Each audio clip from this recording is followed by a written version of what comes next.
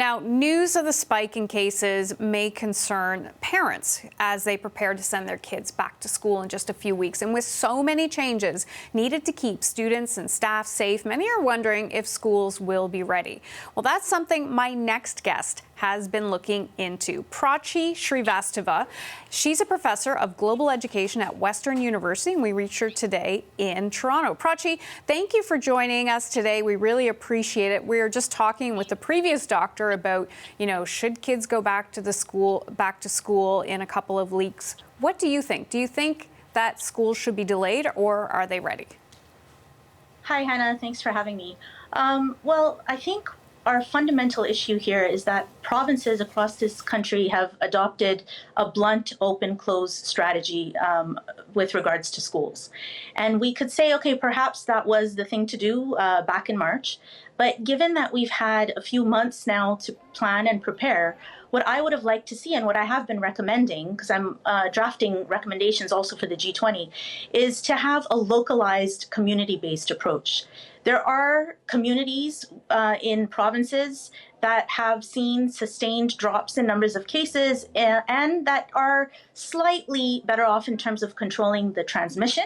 And then we have pockets within our provinces locally that have seen upticks in transmission, upticks in community transmission. What we need to be doing is actually connecting that local health data with our school reopening plans.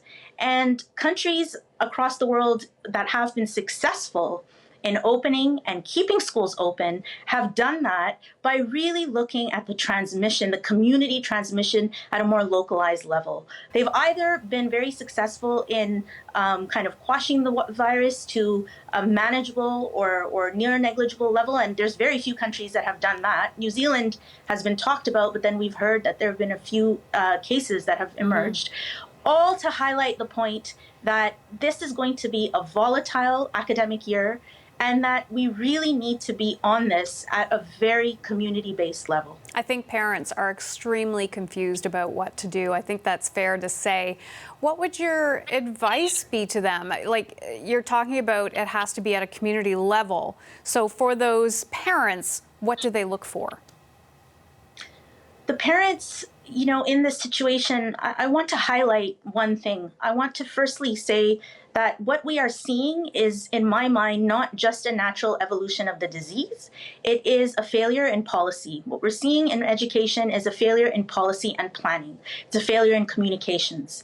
And we need to be very clear about that, because what we would like for the parents to be able to access is clear, concise information from their schools, information from their principals, information from the boards. And what we have seen across our country is that the plans for reopening have been delayed. And those plans have not been communicated in a way that is completely understandable en masse. What I would suggest for parents is to be much more, I think, in terms of questions. Don't be afraid to ask those questions. If it's possible, to keep writing to the MPPs, write to your school trustees, write to the boards. Take it on as a mobilizing campaign almost, which is unfortunate for parents, because we are almost putting the onus on them. Yeah, for parents, though, we are a couple of weeks away. Yeah, they can start writing campaigns and express their satisfaction or dissatisfaction. But I think there are a lot of them out there who are saying, do I send my kid back to school? Yes, and I think most of us are thinking, what happens when the schools reopen? And in this, again, as I say, in this context, what we are facing right now is a situation where we really do need to look at this locally. We really do. I don't have an answer for that. I don't. I really do see this as a policy failure. I see it as a failure of coordination between health units and education ministries and boards. And I see this as delayed action. We have had 4 to 5 months of planning time, and we are right up to that starting line now, and we still have questions around this. So, in this situation, what I have heard is certain parents are pulling out and thinking that it might be a better option for them to have private pods and really go the micro-schooling route. But no parent that I have talked to believes that this is the right way forward. All of the parents are severely,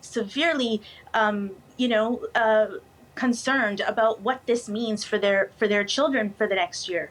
Yeah, absolutely. Not an easy decision for sure. Prachi, thank you for your time. We really appreciate it.